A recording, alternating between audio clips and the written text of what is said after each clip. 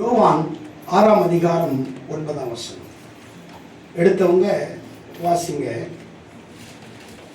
யோவான் புஸ்தகம் 6ஆம் அதிகாரம் 9ஆம் வசனம். இங்கே ஒரு பையன் இருக்கிறான். இங்கே ஒரு பையன் இருக்கிறான். அவன் கையில் 5 வார்கோதுமை அப்பங்களும். இங்கே ஒரு பையன் இருக்கிறான். அவன் கையிலே 5 வார்கோதுமை அப்பம் 2 மீன்களும் உண்டு. ஆனாலும் அவைகள் இத்தனை ஜனங்களுக்கு எம்மாத்திரம் என்றார். நிறுத்திருங்க.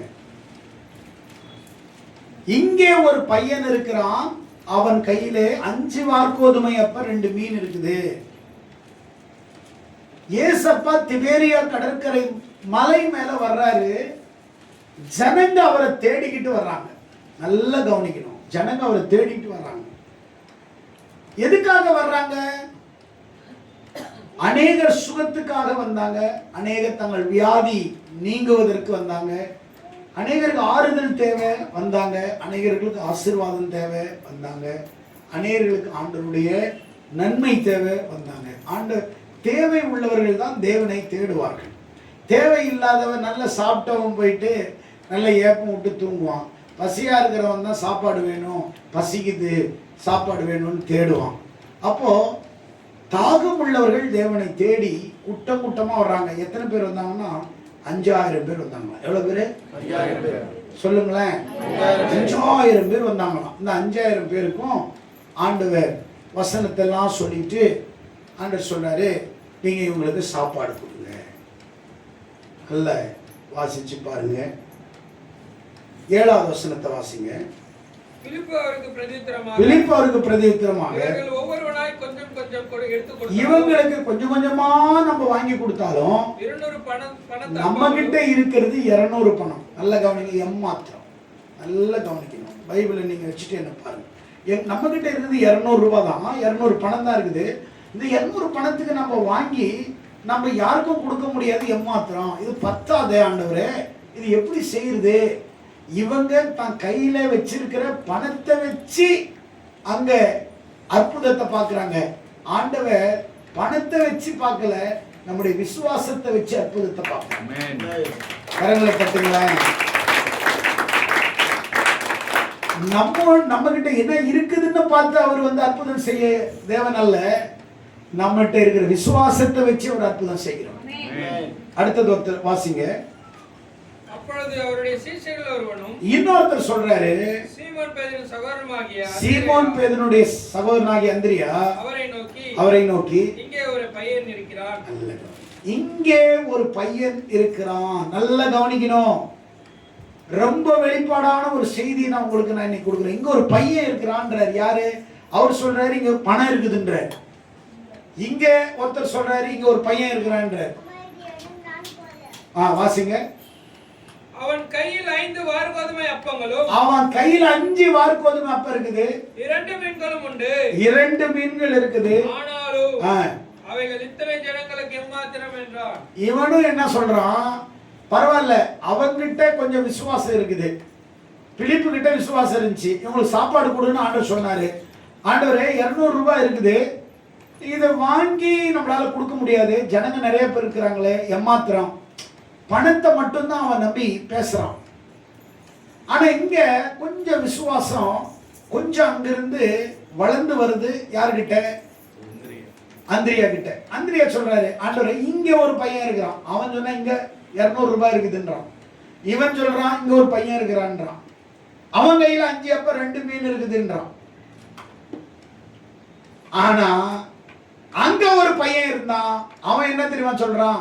ஆண்டவரே அவன் 200 ரூபாய் இருக்குதுன்றான். இவன் என்ன காட்டுறான்? ஆனா நான் உங்ககிட்ட சொல்றேன், என்கிட்ட 5 அப்பம் 2 மீன் இருக்குது ஆண்டவரே. 200 ரூபாய் இருக்குதுன்னு ஒருத்தன் சொல்றான், எம்மாத்திரம். ஒருத்தன் சொல்றான் இங்க ஒரு பையன் இருக்கிறான். பையன் சொல்றான் என்கிட்ட இருக்கிறத கொடுக்குறேன், 5 அப்பம் 2 மீன் இந்தாங்க ஆண்டவரே. நல்ல கவனிக்கணும். முழுமையாக ஒப்பு கொடுத்த ஒரு விசுவாசியாக அந்த சிறுவன் அங்கே ஒரு மிகப்பெரிய வரலாற்றின் நாயகனாக, ஒரு வரலாற்றிலே சிறப்புமிக்க ஒரு மிகப்பெரிய இடத்தை பிடித்த ஒரு பெரிய மனிதனாக கடவுள் அங்கே முழுமையாக ஒப்பு கொடுத்த அந்த விசுவாசியை குறித்து வேதம் இங்க சொல்லுது. 5 அப்ப 2 மீன் இருக்குது. 5 அப்ப 2 மீன்னா என்ன? 5 அப்பம் என்பது பழைய ஏற்பாட்டுல இஸ்ரவேல் ஜனங்கள் கிட்ட மோசே கொடுத்த 5 சட்ட புத்தகம் தான் 5 அப்பத்துக்கு அடையாளமா. 2 மீன் அப்படி எதுக்கு அடையாளம்னா, பழைய ஏற்பாடு புதிய ஏற்பாடு. பழைய ஏற்பாட்டுல ஆண்டவரை பற்றி சாட்சி சொல்லப்பட்டிருக்குது. ஆனால் புதிய ஏற்பாடு இயேசுவை பற்றி முழுமையாக வெளிப்படுத்துகிறது. அது அந்த சாட்சி இங்கே வெளிப்படுத்துதல். அங்க அவர் தேவன் சாட்சியாக விளங்கினார், இங்கே தேவன் தன்னையே நமக்கு வெளிப்படுத்துகிறவராயிருந்தார். இங்க 2 மீன். அப்போ இந்த 2 மீன் கிறிஸ்துவினுடைய சாட்சியாக இருக்கிறது. அப்போ இந்த நிறைவான ஆசீர்வாதத்தை இந்த பையன் கொண்டு வந்து, ஆண்டவரே என்கிட்ட 5 அப்பமும் 2 மீனும் இருக்குது, இந்தாங்க அப்படின்னு சொல்றான். நல்லா கவனிக்கணும். அப்போ சில நேரத்துல நம்முடைய வாழ்க்கையில இந்த பையனை போல முழுமையான விசுவாசியாக இயேசுவை முழுமையாக நம்பி ஆண்டவரிடத்துல என்ன செய்யறாருன்னா, ஆண்டவரே இந்த 5 அப்ப 2 மீனையும் நான் தர்றேன், என் மதிய உணவை நான் சாப்பிட வேண்டிய உணவை நான் உங்க கையில தர்றேன்.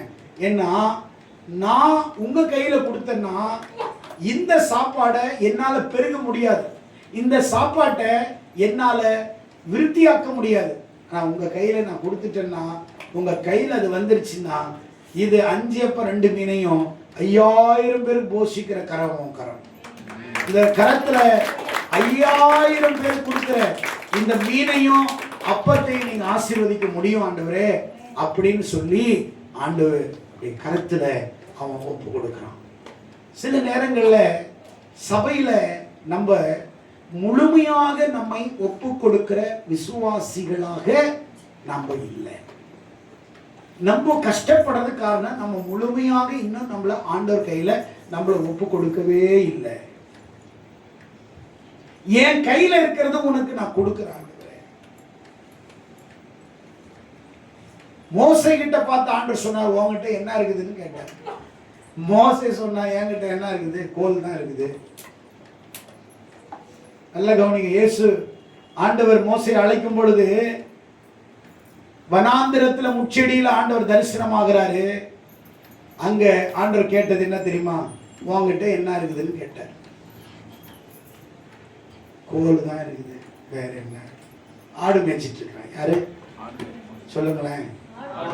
ஆடு மேய்ச்சிட்டு இருக்க. நல்லா கவனிக்கணும். வெளிப்பாடான செய்தி. உங்கள்கிட்ட என்னப்பா இருக்குது? கோல் தான். கீழே போடுனார். போட்ட உடனே அது என்ன ஆயிடுச்சு? பாம்பா. பாம்பா ஓடுது. பயப்படுறான். என் கையில இருந்த கோல் கீழே போட்டுன்னா பாம்பாயிடுச்சு. ஐயோ ஆண்டவர், இது எப்படி ஆண்டவர்? பிடின்றார், வாழை பிடின்றார். வாழை பிடிச்ச உடனே திருப்பி கையில கோல் ஆயிடுச்சு. அவன் கையில அந்த கோல் பாம்பா இல்லை கோலான்னு அவனுக்கே சில நேரத்தில் பயம் வந்து, பாம்பா மாறிடுமோ, கோலா மாறிடுமோ, பாம்பா மாறி. ஏன்னா அவன் கையில் இருந்த கோல் தான் என்னவாச்சு? இன்னொரு பாம்பா ஆண்டவரால் கொண்டு வர முடியும். ஆனால் தான் கையில் இருக்கிற கோலையே பாம்பா மாற்றக்கூடிய வல்லமை. அப்படின்னா பாம்பு எதை குறிக்குதுன்னா அசுத்தத்தை குறிக்குது, பாவத்தை குறிக்குது, இச்சையை குறிக்குது, அழிவை குறிக்குது, நோய்களை குறிக்குது, கிருமிகளை குறிக்குது. இந்த முழு உலகத்தினுடைய பாவத்தையும் இச்சையையும் பிசாசன் கிரியைகளையும் உன் கோல் முறிக்கும் ஆண்டவர் சொன்னார். கரங்களை கட்டி ஆண்டவர், மோசே உன் கையில் இருக்கிற கோல் பிசாசுடைய கிரியைகளை அழிக்கிற கோல். அதனாலதான் இந்த கோல் வல்லமையாக மாறியது. இந்த கோல் பாம்பா மாறியது. பிடிச்ச உடனே மறுபடியும் கோலா மாறியது. அப்படின்னா இந்த உலகத்துல பிசாசுடைய மொத்த கிரியைகளையும் அழிக்கக்கூடிய வல்லமையை கடவுள் யாருக்கு கொடுத்திருக்கிறாரு?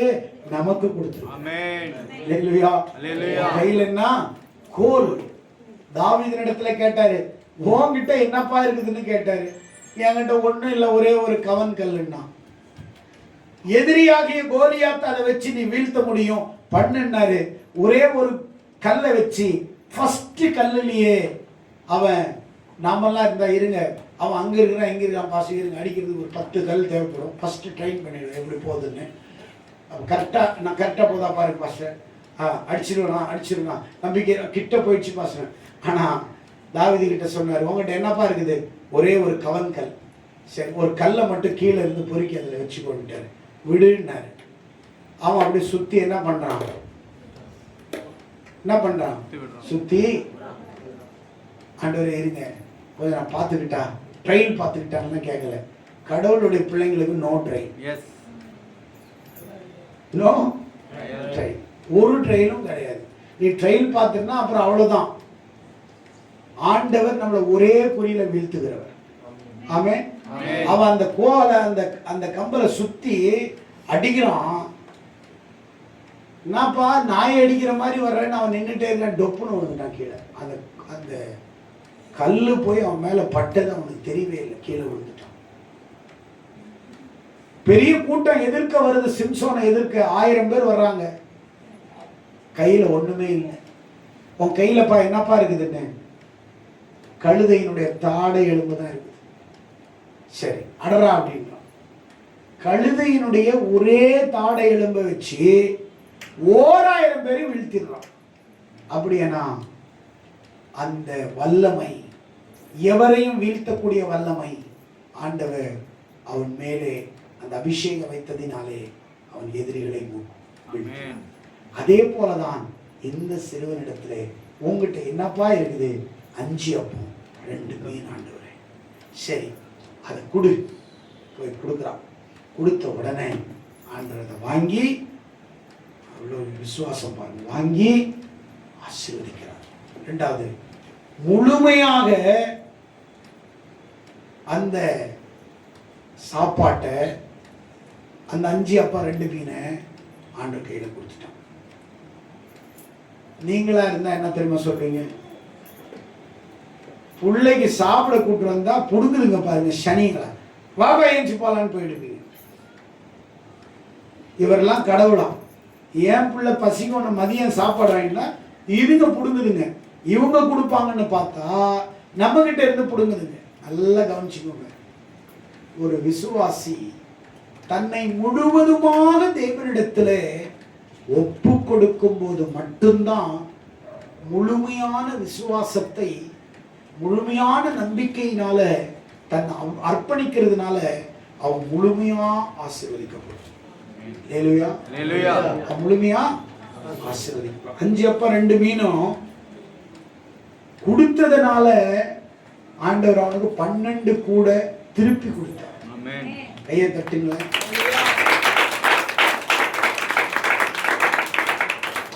நீங்க நிறைய பேர் கொடுக்காததுனால தான் நீங்க திருப்பி வாங்க முடியல.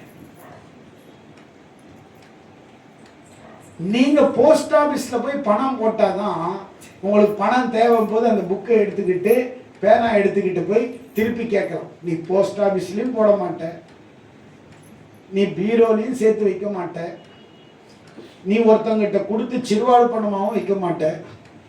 மொத்தத்தையும் அன்னன்னைக்கு இதை தொடச்சி நல்ல மீனையும் கறியும் தின்னு அண்டான் குண்டான கழுவிக்கிட்டு தின்னுக்கிட்டு சாப்பிட்டுக்கிட்டு வந்த காசை எல்லாத்தையும் செலவு பண்ணிக்கிட்டு ட்ரெஸ்ஸை எடுத்துக்கிட்டு அதை பண்ணிக்கிட்டு ₹1 சேர்த்து வைக்கிறது இல்லை.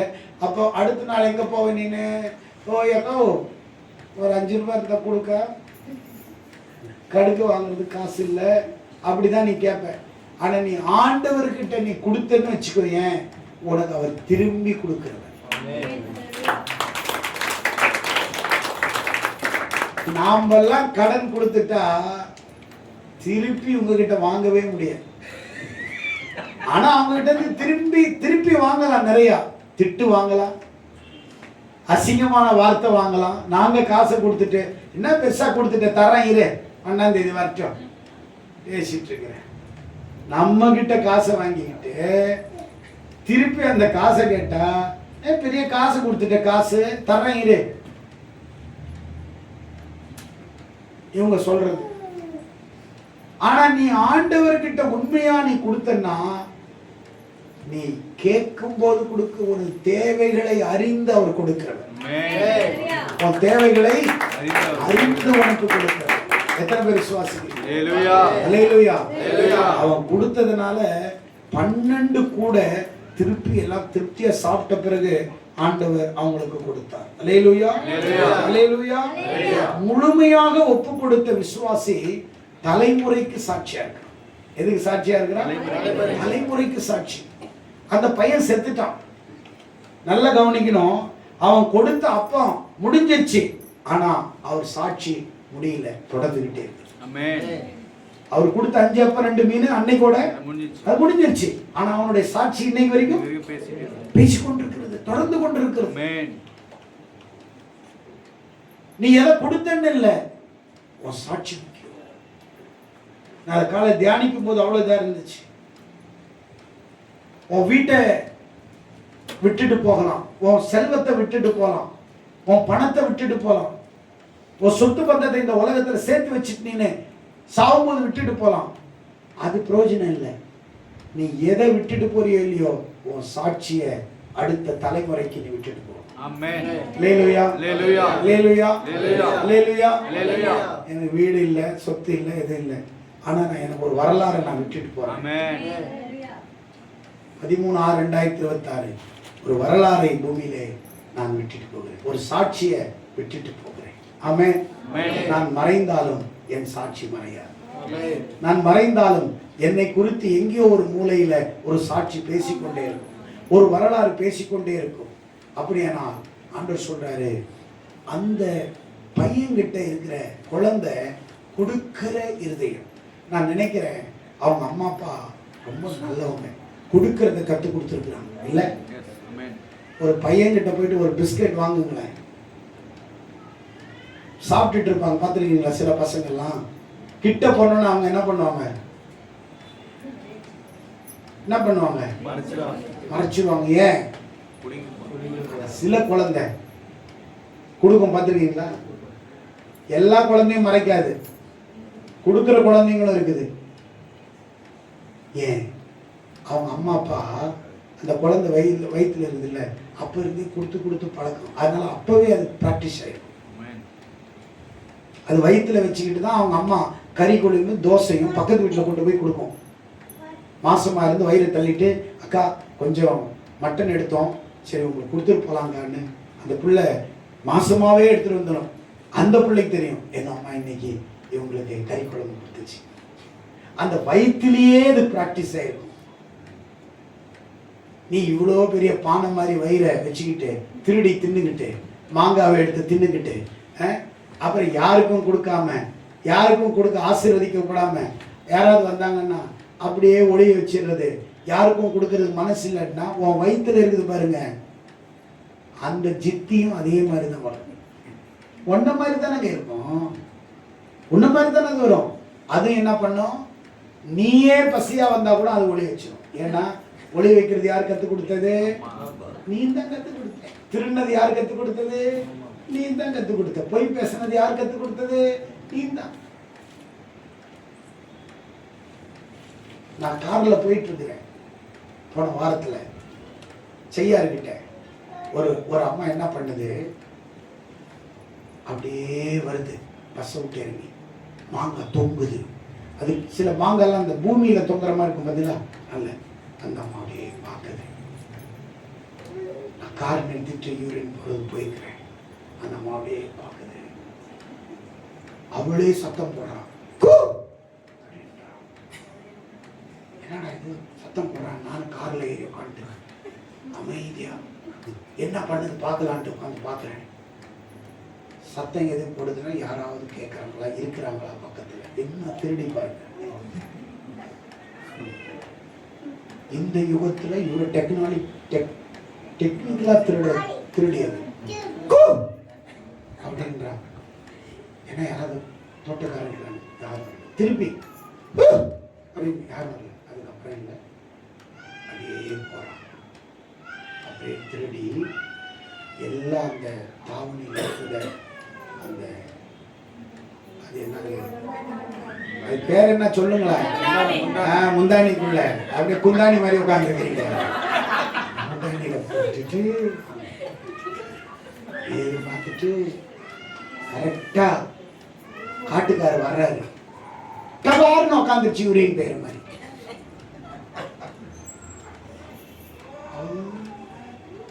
கடவுளே, என்ன திருடி! ஓ, இப்படியெல்லாம் திருமணம் பழகுது. இப்ப இதை இன்னொருத்தன் பார்த்தாலும் என்ன பண்ணும்? அடுத்த நாள் அவன் போய் யாரும் இல்ல, அது ஒரு சைகை, யாரும் இல்லை, கிளியர் ஆயிடுச்சு. அங்க பக்கத்துல யாரும் இல்லை. திருப்பி ஒரு கூக்குன்னா, ஓ, தூங்கிட்டு இருந்தா கூட சவுண்ட்.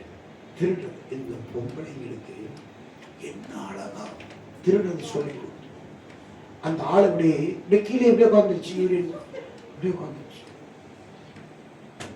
அந்த ஆள் இப்படி போனவொடனே டப்புக்குன்னு எல்லாம் எடுத்து இப்படி இப்படி சொல்லிட்டு ஒன்றும் தெரியாத மாதிரி இல்லை, பூனை மாதிரி போகுது. அப்போ இப்படிப்பட்டவங்க வயிற்றுல குழந்தை வச்சுக்கிட்டு இவங்க திருடுறது, பொய் பேசுறதெல்லாம் அது கற்றுக்கணும். ஆனா இந்த பையனுடைய அம்மா நிச்சயமாகவே வயிற்றுல இருக்கும் போதே கொடுக்க கற்றுக் கொடுத்துருக்கோம். நல்ல கவனிக்கணும். உங்களுக்கு நல்ல கேரக்டர் இருந்துச்சுன்னா அது ஒண்ணு அம்மா அப்பாட்ட இருந்து வரும், இல்லாட்டினா நீங்க கடவுள் கிட்ட வந்த பிறகு ஆண்டவர் உங்களை மாத்துறது. நீ கடவுள்கிட்ட வந்து மாறல அப்படின்னா நீ வந்து மாறல, மதம் மாறி இருக்கிற, மனம் மாறல. மதம் மாறின கிறிஸ்தவ சர்ச்சைக்கு போறீங்களா? ஆமா, கிறிஸ்டினா கிறிஸ்டின், ஆனா மனம் மாறுகிற கிறிஸ்தவர்களாய் நீங்கள் இல்லை. கரெக்ட்? சொல்றது கரெக்ட் தானே? நீங்க மதம் மாறிக்க, ஆனா என்ன மாறல? மனம் மாறல. இன்னும் அந்த பழைய இதுதான் இருக்குது, சுபாவம். ஒன்னும் ஸ்பெஷலா இல்லை. ஞாயிற்றுக்கிழமை இங்க வந்தோடனே கர்த்தர் நல்லவரே அப்படி பாடுறது, ஆனா அந்த பக்கம் போனோடனே அடுத்த நாள் வாழை சுற்றி விட்டு. இங்க சர்ச்சைக்கு வந்தோடனே அப்படியே பக்தியின் பரவசம், மலையில உட்காந்துக்கிட்டு அருளே இறங்குற மாதிரி பாடுவாங்க. மலை கூட கரைஞ்சிடும் உட்காந்து பாண்டிங்கன்னா. ஆனா அந்த பக்கம் போயிட்டா பொய், திருடு, கொடுக்கிற இருதயம். அந்த விசுவாசி முழுமையா தன்னை ஒப்பு கொடுத்துச்சு. நீங்க சர்ச்சைக்கு வர்றது பெருசு இல்லை, உங்களை முழுமையா ஒப்பு கொடுக்கணும். உங்களை முழுமையா ஒப்பு கொடுக்கணும். ஒரு தலைமுறைக்கு அவன் சாட்சியாக இந்த பையன் அவன் தன்னை நம்பல, கர்த்தரை நம்பல. நீங்க பைபிள்ல பாத்தீங்கன்னா தன்னை நம்பினவங்க இந்த உலகத்துல வளர்ந்ததா சரித்திரம் இல்லை. ஆனா பைபிள்ல ஒரு தீர்க்கதரிசனுடைய மனைவிக்கு கடன், எலிசா கிட்ட போய் ஜெபம் பண்ணி, ஆண்டவரே இப்படி இப்படி உங்கள்ட்ட என்னமா இருக்குது? எண்ணெயை நம்பல, கடவுளை நம்பலாம். ஆமென். அவர் தான் கேட்டார், உங்ககிட்ட என்ன இருக்குது? எண்ணெய்.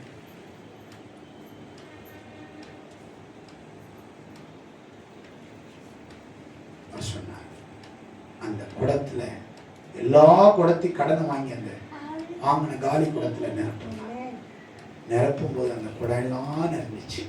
அப்படின்னா அந்த அம்மா எண்ணெயை நம்பல, கடவுளை நம்பல. ஆமென் சொல்லுங்களேன், ஆமென் சொல்லுங்களேன். பேதுரு வலையை நம்பல, வார்த்தையை நம்பலாம். கரங்களை தட்டுங்க. பேதுரு எதை நம்பல?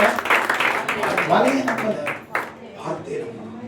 ஆண்டு சொன்னாரு, பேதுரு உன்னுடைய வலது புறத்தில் உன்னுடைய வலையை போடு, ஆண்டவரே உன்னுடைய வார்த்தையை கொடி போடுறேன் அப்படின்னு. அவன் வலையை நம்பல, அவன் ஆண்டவருடைய வார்த்தையை நம்பினான். போட்ட உடனே கிழிந்து போகத்தக்க அளவுல கடவுள் அவனுக்கு மீட்களை கொடுத்தார். கரங்களை தட்டி ஆண்டவரை. மூணாவது இந்த சிறுவன் அவனுடைய அப்பத்தை நம்பல, அற்புதம் செய்கிறவரை நம்பி அந்த அப்பத்தை. கரங்களை தட்டலாமா? கையில வச்சிருந்த அப்பத்தை நம்பல, அற்புதம் செய்கிறவரை நம்பி கொடுத்தாரு. அதனாலதான் 5 பிறகு ஆண்டவர் இப்படி ஆசீர்வதிச்சு சீஷர்கிட்ட கொடுக்குறாரு. இதுல 5 அப்பம், இதுல 2 மீன். இப்படி ஆசீர்வதிச்சு இப்படி கீழே வச்ச உடனே மீனா நிரம்புது, அப்பமா எடுத்து கொடுக்குறாங்க. அது அப்பம் வந்துகிட்டே இருக்குது. எல்லாருக்கும் கொடுத்து 12 கூட. 12 கூட எதை குறிக்குது தெரியுமா? 12 கோத்திரம், 12 அப்போஸ்தலர். எதை குறிக்குது? அப்படின்னு ஆண்டவர் யூத கோத்திரத்தை அந்த நாள் முதல் இந்த நாள் வரைக்கும் கைவிடவே இல்லை. கரங்களை தட்டுவோமா? ஆண்டவர் யூத கோத்திரத்தை கைவிடல. உன்னை கர்த்தர் கைவிடவே மாட்டார். உன்னை மட்டுமல்ல, உன் கோத்திரத்தையே ஆண்டவர் கைவிடுவார். உன் கோத்திரத்தையே ஆண்டவர் ஆசீர்வதிப்பார். உன் கோத்திரத்தையே கர்த்தர் ஆசீர்வதிப்பார். உன் தலைமுறையே கர்த்தர் ஆசீர்வதிப்பார். இப்ப சொல்லுங்க, முழுமையாக ஒப்பு கொடுத்த ஒரு விசுவாசி எப்படி இருக்கணும்? என்கிட்ட இல்ல, நான் தர மாட்டேன், அந்த 5 அப்ப 2 மீன் அவன் தரலன்னா இன்னைக்கு தலைமுறைக்கு அவன் சாட்சியா இருந்திருக்க மாட்டான். இப்ப சொல்லுங்க, ஆண்டவருக்காக நீங்க கொடுக்கிறது உள்ளத்தின் ஆழத்தில் இருந்து. நல்ல கவனிங்க, அவன் கொடுத்தது 5 அப்ப 2 மீன். ஆனா அவன் ஆண்டவர்கிட்ட இருந்து பெற்றுக்கொண்டது 12 கூட நிறைய. நீ ஆண்டவர் கொடுக்கிறது கொஞ்சம் தான், ஆனா நீ பெற்றுக்கொண்டதை கணக்கு போட்டா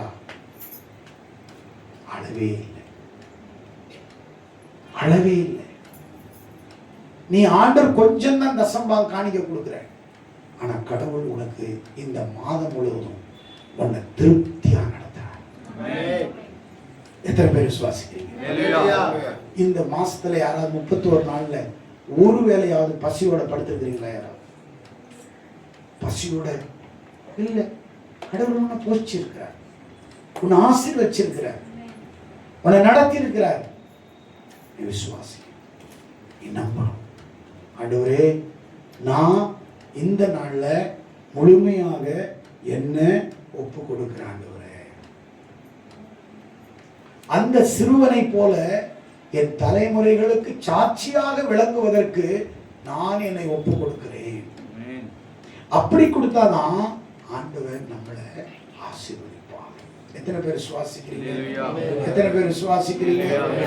5 அப்ப 2 மீனும் இன்னைக்கு 5000 பேருக்கு கொடுத்து சாப்பிட்டு திருப்தி அடைந்து அவங்க இன்னைக்கு ஆசீர்வதிக்கப்பட்டிருக்கிறாங்கன்னா ஒரே காரணம், ஆண்டவர் அவர்களை நிறைவாய் அவர்களை ஆசீர்வதித்ததின் விளைவாக, திருப்தியாக சாப்பிட்டதின் விளைவாக, அவர்கள் மீது எடுத்ததின் விளைவாக, இது எல்லா அற்புதத்துக்கு காரணமாக இருந்த அந்த சிறு பையன் இன்றைக்கும் நினைக்கப்படுகிறான், வரலாற்றிலே நினைக்கப்படுகிறான், வரலாற்றிலே இடம் பிடித்திருக்கிறான், தலைமுறைகளுக்கு சாட்சியாக இருக்கிறான். நீ தலைமுறைக்கு சாட்சியா இருக்கிறியா? இல்ல கடவுளுக்கு தலைவலியா இருக்கிறியான்றது அது உன்னை பொறுத்து தான். நீ எல்லாருக்கும் தலைவலியா இருக்கிறன்னா நீ இந்த உலகத்துல வாழ்றதே வேஸ்ட். எத்தனை பேருக்கு நீங்க சாட்சியா இருக்க போறீங்க? எத்தனை பேருக்கு நீங்க சாட்சி உள்ளவர்களாய் மாற போறீங்க? கர்த்தர் தாமே இந்த செய்தி மூலங்களை ஆசீர்வதிப்பாராக.